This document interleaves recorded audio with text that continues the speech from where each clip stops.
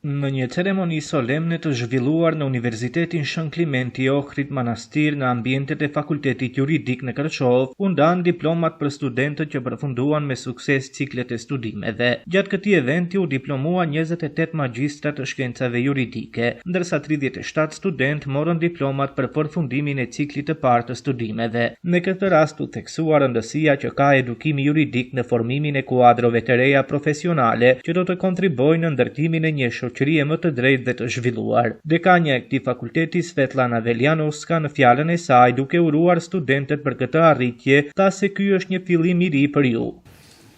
Почитувани дипломци и магистри, овој денешен чин е вашиот нов почеток. Solemniteti sotëm nuk është fundi, por është një fillim i ri.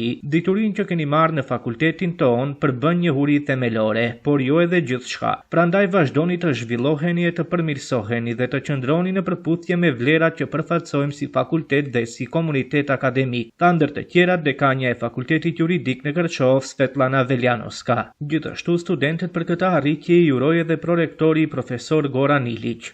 Dodavањето на дипломите представува само simbol, manifestacija në novjo početok. Dhënia e diplomave paraqet një akt simbolik për fillimin e ri të cilin e keni arritur me njohuritë e fituara në fakultetin ton, tha prorektori Ilić.